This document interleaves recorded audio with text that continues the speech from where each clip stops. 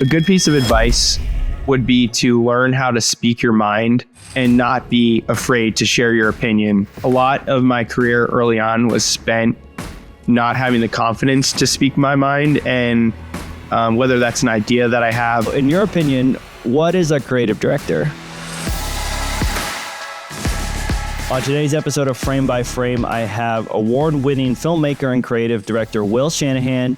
He's currently the VP of Creative at the Unlisted Company, which is a creative studio and production house based out of Jackson Hole. But he's coming to us from the great city of Tampa, where we originally connected. And Will, today I want to unpack with you, what does a creative director actually do is what I want to kind of navigate through our conversation. But dude, thanks so much for coming on Frame by Frame.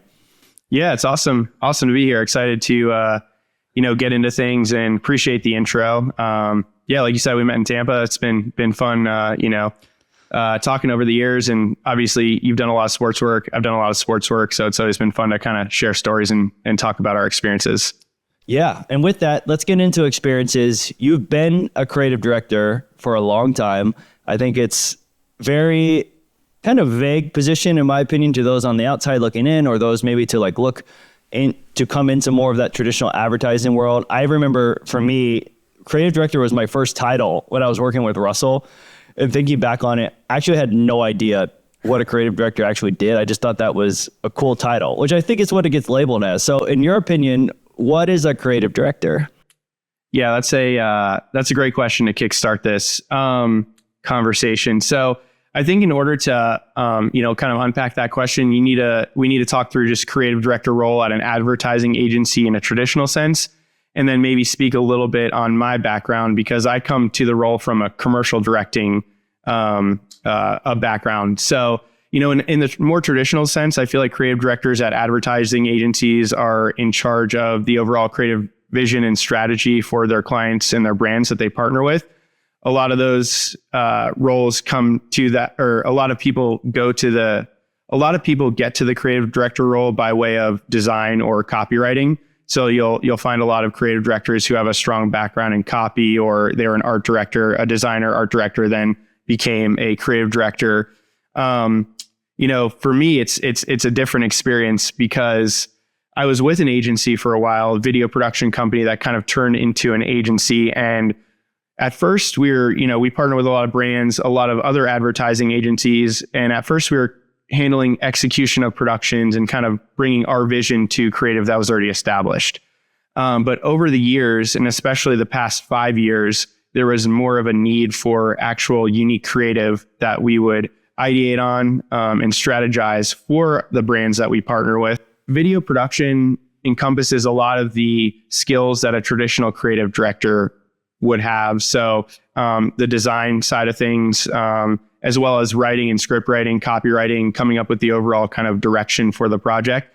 But to get to the core of your question, I think that there's intangible things that a creative director does and tangible things. So we can maybe start with tangible. And I would say, just kind of off the top, tangible things is the creative strategy and brand strategy for your clients.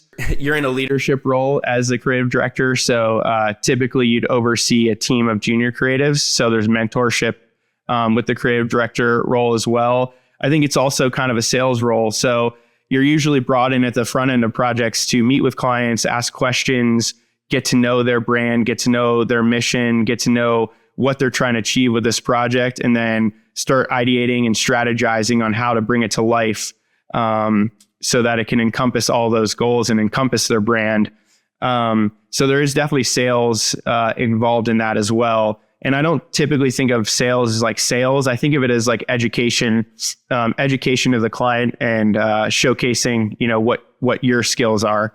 And then there's also intangible things and that a creative director does. And I think that's kind of all stems from ability to communicate as well as to defend the creative vision, which I've learned this far in my career, 10 years doing this, that this is such a valuable skill to have, because especially when you're talking about video production or content production in general, the creative vision is established and the idea comes to life. The creative direction is established and the concept is pitched to the client, and And then the project is awarded based on that creative direction and that vision and that concept. And so your job is to really now take that and almost guard it throughout the rest of the process, because there's a lot of people that get involved in the process, especially when you're talking about filmmaking. And it's not a negative thing to have people bringing their interpretations or their opinions on how things should be throughout the project. You actually want those people, those valuable roles to kind of lift up the project, like art directors, set designers, an amazing cinematographer. Like you want people who are going to bring their vision, but you also have to be the voice of the original vision and make sure that we're not going on a tangent, and make sure that it's as clear as possible and in line with what the client expects or what the brand expects or what the vision and the mission is. So I've noticed it's a lot of communicating and defending that initial vision. And sometimes it is having challenging conversations, having hard conversations with people, clients, teammates, other people who are brought into the projects, other vendors, VFX houses, post-production, editors, having those tough conversations and really trying to get to the core of what the creative is and what the vision is. And, again, making sure it's brought to life in a way that I would be proud of, because I would way rather have I guess you could say, a poor outcome on a project that I was fully, it was 100% what we had presented versus some mismatched version of that along the way. So it's definitely, defending your vision. And then another part, another intangible part, I think, of being a creative director is just the whole idea of feeling. That's feeling with the actual, content that you're creating. But it's also just the experience of interacting with people and communicating with people and the feelings that you kind of give them along the way. I always try, I get really excited about this type of work, about creative work. And, I think that definitely comes through when I'm pitching or, talking through ideas. I think that passion comes through. And so I think it's like getting people excited, giving them a good feeling, because at the end of the day, people remember a feeling more so than what, exactly was said or, certain things done. They remember a feeling. And so I try to, as a creative director, get people excited and give everyone a good feeling throughout the entire process. Yeah. And so I think creative director actually does a lot, as it does seem like a very vague term to certain people, but maybe like in one sentence, what is your opinion on what a creative director does? Yeah. So I think a creative director would guide the process, the whole creative process from start to finish. Yeah. And I would say, just to kind of recap what you said, I think there's like multi-levels layer of management happening, or like you said, you're managing like across or down to junior creatives, getting it to the right place. You're managing up to executive producers, top people at the client, making sure that their expectations, brand objectives are being met. And then, like you said, you're seeing the project all the way through from start to finish to make sure that that vision is intact the entire time. So in my opinion, it's kind of a little bit, maybe if the director is the head coach of the football team, the creative director is a lot like the GM, making sure everything's running smooth operationally. Would you agree with that? Yeah, 100%. Would definitely agree with that. And then there's sometimes, at least for me personally, where I've gotten more involved and have actually directed projects. So you could say coach the projects. But I do think a lot of the time it is that oversight. It's that experience that you're bringing to the role, to the project, and, guiding some of those other key roles along the way. And yeah, again, just making sure that it's going to stay true to that initial vision of what was presented, because a lot of what we do as well is presenting to the client on the front end, presenting these ideas, these concepts, and these strategies. Right. I definitely want to unpack that. Let's go first talk about, I think we both have this unique experience where we both have been creative directors and directed some of our own spots, but typically and traditionally it's done between two different people. How have you gone about that creative director collaboration, whether you are totally in sync on the project or if possibly you're bumping heads and not seeing eye to eye? That's a great question. And definitely took learning to get to the point where I'm at, because, again, I mentioned I'm so passionate about these projects that I just want it to be the best that it can be. And so it definitely took a lot of learning and a lot of trust in other creatives and other directors to bring some of these projects to life. But I think I think you start trusting people when you see how passionate they are about projects. And so the way I look at it too is giving people who might be a more junior creative or someone who is just as passionate about you the opportunity to kind of come in and bring their own vision to it. And so, yeah, I think it's finding a team that you're on the same page with, and it's also not bad to be challenged creatively and review ideas and create an environment where people can speak freely and feel comfortable, kind of challenging ideas that I might have. Because again, I think those are, as long as we're steering the ship and we all understand the vision, those usually lead to good outcomes. But it's definitely a fun part of the process, getting to see other people bring the vision to life and also work hand in hand with them as they kind of get to bring it to life with their vision. Yeah, and how have you gone about either scouting new talent as a creative director, looking for other directors, and then vice versa? But what if a director is looking to kind of build the network more with a creative director at an agency? Do you have any recommendations there? Yeah, that is a great question. I was lucky enough to have 3 on-staff directors that I worked with at a previous company for a long time. So we got to understand each other's workflows, and each person liked to work differently. But you don't always have that luxury to kind of build that long-term relationship with directors. And so one thing that I do and have been doing over the past few years is just kind of reaching out, trying to connect with new directors, talk to them about, what our mission and vision is, as well as hear more about them and their work. And that's also been fun networking. I've talked to hundreds of directors, and we've had openings before too, to hire on staff directors. And, through that process, gotten to connect with a lot of really talented, creative people and get to see how they do things too. It's always a learning experience, and see their process and kind of see how they approach situations. So I have been able to work with directors that are not on staff, you could say. And it's always fun to bring in, external directors and get to learn something new each time.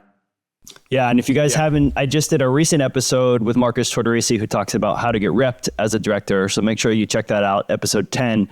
My other question is, what is like one thing or one skill that people don't tell you about being a creative director, but is absolutely essential? Yeah, I think this is so one question I didn't ask or didn't answer on your last question was just how to kind of get connected with creative directors at agencies. And I do think that kind of goes hand in hand with, this question. One thing I didn't realize was how important it is to network and build those business relationships. You think creative director is just, you're creative all day and you're just thinking of ideas all day. And there's, you just give it to a team and they'll kind of execute it. And you get unlimited money or budget, what have you. But a lot of it is, kind of building those relationships, learning how to execute projects, how to execute within a certain budget, because you always could have more money, so it's the skill set of being able to kind of create within a certain scope and budget limitations and get creative within that scope. So I would say it's more learning more of the business side of how agencies and productions run, as well as refining creative skills. But I think no matter what industry you're in, that networking and being able to communicate with people and be excited about communicating with people and showing that you're excited in what, that person is doing goes a long way, and just keeping in contact with people and, I guess staying sticky with them. That's the directors that I would, typically go to if I was trying to bring someone on, trying to find the right person for the job. But there's, a handful of directors that stick out in my mind that over the years have always, been proactive on reaching out. And so I think that skill goes a long way in getting work and building relationships. Yeah, absolutely. I think we were, catching up beforehand. And I think this is like a journey we've both been on of like, I think when you first get into it, creative is like so important. You're trying to master it. But I think both of us, and you especially had expressed that like you've learned a lot of new like business tricks along the way the last couple of years. Do you have some of those maybe practical insights you can share on the professional business side of things of being a working creative? Yeah, definitely. So I think creatives definitely tend, when they hear the word sales or business development, they tend to be like, I want to stay away from that. But you have to embrace that. And the way that I think about it is not that it's sales. We have to make sales and we have to, sell our creative in order to stay in business. But I think of it more of educating the client and getting them excited about what we're trying to create together. And so I think if you can kind of trick your mind into, thinking about it that way, it takes some of that pressure off. Because, if you go into a pitch call and you have this like mindset, like so built up, like, I have to sell this idea, otherwise we're not going to get to do this job, or, that's a lot of pressure. So I kind of take a step back and just try to enjoy the process of it, show that I'm really excited about this specific work. Always try to find a personal connection to why I'm excited about it. I think that if you can also articulate that to the potential client or brand, then they're going to be more inclined to want to work with you as well. And so, that's how I approach that kind of business, that front end side. And yeah, I think it does go a long way. It trickles down throughout the team when you can be excited and lead with a sense of, lead with a sense of calmness and passion versus kind of like this frantic energy.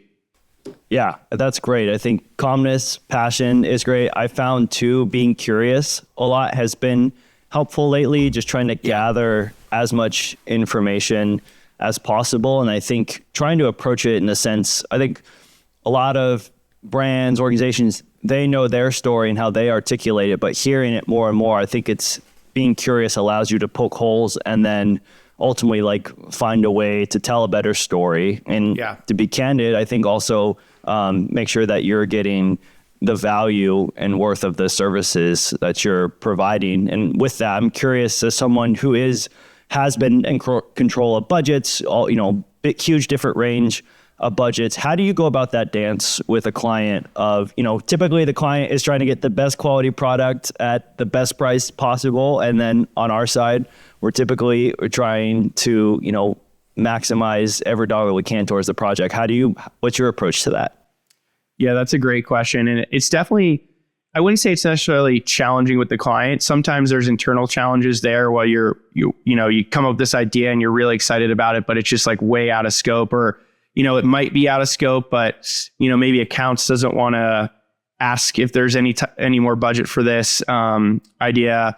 But typically what we do is understanding what you need to go into that vision and seeing where you can sacrifice, because there is a lot of, you're not just going to get, again, unlimited budget. Like that's just not going to happen. So learning how to think about creative in the way that it's being budgeted, and also where you can give and where to take, in order to execute the vision as you want it to feel or want it to come across. And then with clients, it's just kind of letting them know, I know there's like a little bit of a cat and mouse game. It's just letting them know, like, we're here to be your best partner. We don't want to go through rounds of creative and then we finally get to a budget and we're way off the mark. And so typically asking for ranges, or the budget if they have it. I think a lot of the times when we partner with other agencies, traditional ad agencies, they do have a budget and a scope. I think with brands, it's a little more like, we'll just see what it costs, and then it's always way too expensive. But we're trying to be the best partner possible. Again, coming back to that feeling, we don't want to go through rounds of creative, and then they're really excited, and then it just can't happen, and then there's a feeling of being let down in a sense there. So being transparent about budget is important, and we encourage our partners on the front end to be transparent, and, we can do things like show them other projects and be like, this was the budget range for this one, to just get them kind of like a ballpark of what it could be, or, what have you. But then it is nice to know their budget, and then working within that budget to get creative, because anyone can have a good idea. Good ideas come from anywhere, but having an idea that is within scope and also aligns with their value proposition and mission as an organization, that's where you are going to shine as a creative director. Yeah, and I love what you said, that term partnership. That's a word I've been trying to use more in my discovery and sales call, because really at the end of the day, it really is. For however long the project is, you're pretty lockstep in the weeds together. So you have to make sure that it's a fit, all the way around. So I'm glad to hear that you view it that way, a partnership. Now, what about, is there like a specific project or from like concept to finish, you're like, man, that went exactly as I thought it would go? I honestly don't know if there's ever been a project that was, from when we got the initial brief and pitched, like this ended up exactly how we thought it would. I've had situations where the client was, super ecstatic with the project, and I was really happy and proud of the work. You always learn a lot in the process, and being able to make decisions, creative decisions throughout the process, whether it's limitation of budget or, someone new has an idea along the project runway, and you're like, wow, that's a really great idea. Or you just kind of learn, you follow your intuition and follow your gut throughout the project. It typically ends up a little different than where you initially think it's going to go. Now, that I'm not saying like, okay, we've boarded a project and it ends up being way different throughout the shoot and edit. I'm just talking about that initial like creative that is sold. It always ends up being a little bit different and sometimes better. And so I think that's a really exciting part of the project or the process. And now that we're actually like talking about that, I've never really thought about that before. So that was a great question, but I do think that is like, for me, a very exciting part of it, seeing where it's going to go.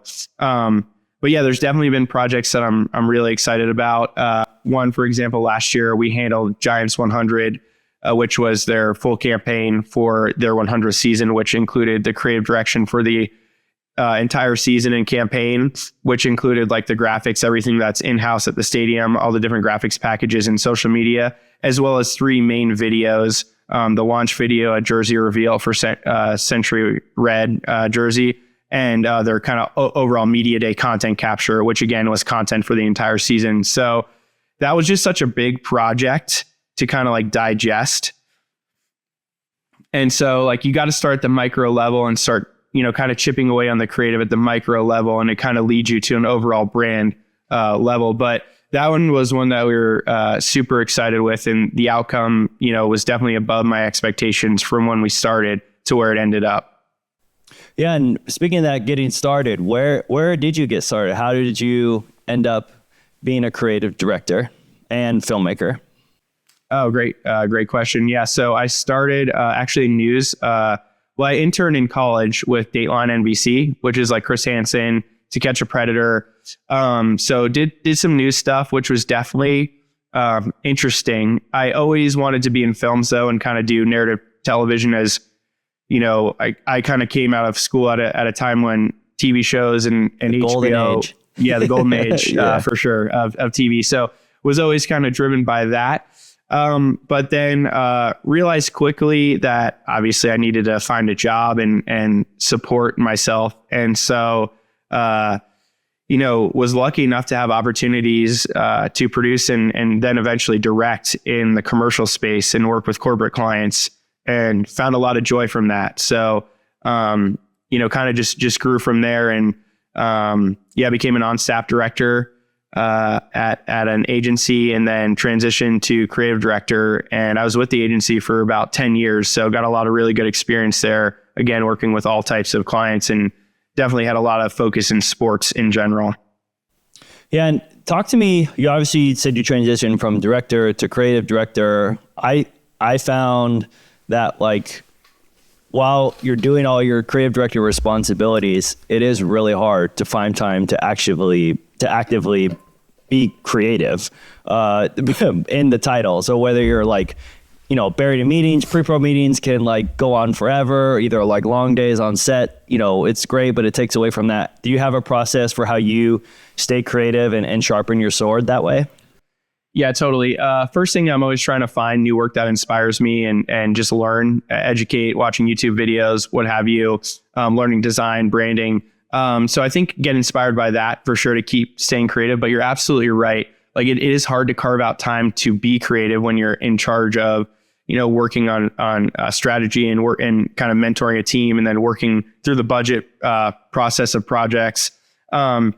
Usually I try to start my days with creative tasks and coming up with creative and putting together decks if needed, just because I'm most fresh in the morning and most excited to kind of hit that work. And then usually try to stack some more like tedious stuff later in the day. And then obviously things always pop up throughout the day. Clients need something, your team needs something, but try to be protective of that time at work in the morning. But I do think a lot of my good ideas come from not being in an office or not being in the work. It's kind of when I'm able to separate myself and I'll just be driving or, letting my mind wander that I come up with ideas. And so I feel like I'm always kind of thinking about this type of stuff because again, it's stuff that I'm passionate about. And I've always been drawn to the ideas process of things. We talked about, I started as a commercial director, but my end goal, I think, was always to get to a point where I had creative control over projects and was able to actually write the scripts or, write the copy or come up with the idea for the brand and the campaign. So really trying to prioritize that, but you just have to make time and everyone's different for sure. I know people are night owls. I'm definitely a morning person. So trying to hit the ground running in the morning on creative. Yep, I'm the same way as well. It's funny you said that about like removing yourself, coming in with ideas. And for me lately, I don't know if it's just, you're a dad too, having kids, like I often come up with ideas like when I'm doing the dishes or in the shower. It's like you said, that it's the unintentionality of like removing yourself. But if I sit down to like actually be creative, it typically doesn't go so well. Yeah, totally agree, man. It's funny. I think once you can get into a space where your mind is just wandering, I don't know if it's your subconscious or what have you, but you kind of arrive at creative and conclusions and ideas that you wouldn't have had if you just sat down and you're like, all right, I need to think about this idea. And maybe it's the pressure of it, not sure. But I do feel like most creatives are that way where, you kind of just let your mind wander and see where it ends up. And what would you say is like maybe one piece of advice you could give of someone who's stepping into a role of creative director or looking to? Learn how to speak your mind and learn how to communicate and not be afraid to share your opinion. I think a lot of my career early on was spent not having the confidence to speak my mind. And whether that's an idea that I have or a strategy or just anything really in situations, it's kind of just like thinking, I'll just go along with the status quo of what's being said in this creative meeting and not try to be an outlier. But I just think that's a really bad way to approach creative. And, I think that if an idea is coming from an honest place, it's worth sharing for sure. Not even from an honest place, but just if an idea is coming, it's worth sharing. And so not being afraid to kind of speak out and share your thoughts. And, obviously there's ways that you can try to, like when you're on a pitch call with the client, like prepare for those types of things and giving yourself the best position. But sometimes ideas just come naturally and on the fly and just kind of run with it. And so I'd say like, don't be afraid to share those ideas. And then also just learn how to position ideas the best way possible to sell them to the client. That's also a huge part of it. And that's also learning how to speak in terms of their language. So like what's important to them? What's their mission? What are they trying to sell? Is it a product? Is it a service? Like learn how they communicate on their calls and kind of communicate and try to present your creative ideas back in that kind of language, I guess you could say, because they're not creatives most often, or more likely than not, they're not creatives. And so learning how to speak their language. So I guess that was kind of two things, but it was, definitely speak up if you have an idea. And then also learn how to speak your potential client's language so you can pitch ideas most effectively to them and allow them to really hear them and understand them in a way that's going to get the idea through. And then that's a win-win. You get to create an idea you're passionate about and they get a product that they're really happy with as well. And that's a great segue into my next question on pitching. I think really when coming up, it's very easy to like put so much emphasis on the technical side of things, but pitching is like, I mean, over probably 50% of like getting the job and execute it. Do you have any like go-to pitch tools or like just methods that you like to use on executing the proper pitch? Yeah, that's a great question. And it's funny too. I a really talented creative director early on, like when I was so focused on the technical side, like you mentioned, told me, they were like, I don't give a shit about how you're going to do it. I just want to know like what it's going to feel like. And so I was like, wow, that's, maybe it wasn't as blunt as that, but it's, you have to kind of step out of that technical side, in order to pitch and come up with creative ideas, and then kind of, start putting on your hat of budget in the technical side. But it's just interesting to me that you said that, because I was the same way. I came up learning about the technical side of cameras and lighting and everything, and talking to creative directors where I wanted to be. They're like, I don't care about any of that. I care about the strategy and the concept and the execution. And so a lot of times early on in my career, my decks were focused on that. They would be more like treatments, I guess you could say, like a director's treatment, where it was explaining certain production elements and explaining how I'd approach things. But when you're actually coming up with creative and pitching a client, you need to make sure that you've shown them that you understand their brand, you understand their mission, and this is why this idea is the best fit for it. Their brand is the North Star, and you're just trying to kind of navigate that and come up with ideas that align with that, unless you're actually working on the brand itself. But so I think like starting there from a place of when you're beginning pitches, don't just hop into the creative, show hopefully the creative showcases that you understand, but do a little time on the front end of your deck to show the client that you understand their brand, and maybe even as simple as changing the color palette of your deck and the fonts and changing the style of copy to align with how their voice is. So like taking those things into consideration. And then from there, I do think including visual references is a huge, is a really important way to showcase the client, because I could say one thing about the look and feel of it, but it, in their mind, it could be a completely different thing.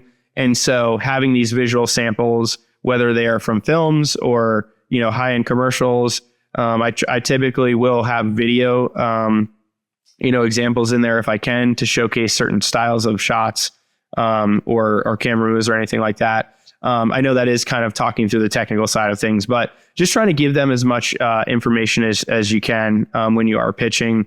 And then one thing that I said earlier is just, trying to, articulate your personal connection to their mission and why it's important to you. I think that goes a long way. Yeah, I think kind of recap what we were just, kind of the last couple of questions is like, I'm honing in on this word, like feeling, which I hadn't really thought about before. I really like that as a filter. I'm like, okay, you get done with your deck, you're reviewing it. I think passing it through of like, how does this make me feel? Or how do I think the client will feel after reading this is like a really good stop point to go through. And then to your point, you also talked about speaking their language. I think that's such a great just resource too, because every client does speak a completely different language. So you can't have a universal way to communicate. You do have to make it specific to each client you're communicating to. Yeah, definitely. And then just thinking through, like you mentioned the feeling, I think that like when you're pitching, there is a lot of value in going through your deck and kind of like imagining how it's going to feel at certain points. And as you're like going through, like, you want to bring the energy in some points, have other points, maybe more emotional points hit harder throughout the deck. And just thinking through like a tangible example of that, when we were pitching the New York Giants, one of our main, kind of creative directions, or it wasn't our campaign slogan or anything like that, but one of the ethos was that everyone has a New York Giants story. Had a designer, creative director, really awesome creative director from New York, kind of tell his experience as a New Yorker having a Giants story, even though he wasn't a Giants fan. And it ran deep in his family where his grandma even had a connection to one of the former owners of the Giants, and who gave him a personalized note. And so it's kind of this idea that, everyone has a Giants story. And then I chimed in, not even from New York, growing up in Florida. My first ever NFL game was a New York Giants game. And so just trying to figure out ways to illustrate the point that you're making through story. And I think they probably felt that in the room. Like John had this really emotional, connection to the Giants. Mine wasn't as emotional, but still we're hitting it from different angles there and proving the point that everyone has a New York Giants story because they've been around so long. And so figuring out any ways like that you can, bring those type of moments to a pitch. Yeah, making it really personable. Now, I'm curious too, on the quick technical side, where do you pull your references from? Are you shot deck guy? I've been using FrameSet for the last little bit, which I like. I'm just curious. Are you Canva? Where are you building your decks from? So definitely use a lot of resources, everything that you mentioned. And then there's, Source Creative, which is a great one. I'll shot deck, pulling from like films. I think there's a lot of good resources out there for cinematic references and high-end commercial references. But if you're pulling from like Unsplash or, Envato, like you're probably not going to stand out, because those are more stock oriented, places. So I would say try to find resources that are more cinematic and more in line with the actual visuals that you are trying to capture with the project. Okay, cool. I'll have to check Source Creative. I haven't heard of that. I'll have to check it out. Now, you recently underwent a huge change as we wrap up here. You moved over to the Unlisted Company where you're a VP of creative. And I want to talk, I want to hear about what you're up to, but then I do think that is a potential just struggle or thoughts about folks that have worked at a company for a long time. When is the right time to make the jump? I'm sure you had other opportunities come your way. How did all that factor into your decision? Yeah, that's a really great question. I think I'll start with like when maybe is the right time to make the jump. For me personally, I was at the company for just about 10 years, the agency that I was working at, and I felt like I was kind of at my ceiling there. And I overall just felt like I was too young in my career to, be at my ceiling. And so I always want to keep growing, have that growth mindset and keep challenging myself. And I just had to trust in my gut. I saw how the Unlisted Company operated. I actually worked with them on a project last year. And I saw how they are operating at such a high level when it came to communication, creative, how highly they regarded their client relationships and how far they would push it to kind of go above and beyond. And just walking away from that set, I just felt, back to feeling we're talking about, I just felt like that was something I wanted to be a part of. And luckily the kind of opportunity presented itself to actually join their team. And so, you mentioned I was weighing other options. I had made the decision that it was time for me to move on, and I was weighing other options, and this option presented itself, and it was kind of like a no-brainer for me just because my experience with working with them. And that just goes to show you, like, people remember, again, how you make them feel. They remember the experience of being on set with you and meetings with you. They do remember the work for sure. The outcome is very important, but that kind of intangible feeling and feeling throughout the process is some would say just as valuable. And I think that Unlisted Company understands that. And so I'm excited to be a part of a team that really values that and is pushing the envelope when it comes to sports creative and brand. Yeah, I can't see the work that you guys do over there. Hopefully we can work on a little something. But I think that last point to hit home, trust your gut, I think is like, it's cliche, but it's so simple. And I think it's just very true, right? I think there's definitely moments throughout my career where you kind of start looking around, you're maybe thinking, feeling a certain way. It's internally, maybe something doesn't feel right, or you just feel like it's time to go. And usually, in my case, looking back, it's typically spot on. So I know it's simple and cliche, but trusting your gut, I think can go a long way in a creative career. Yeah, for sure. And I'm sure, obviously the move that you made.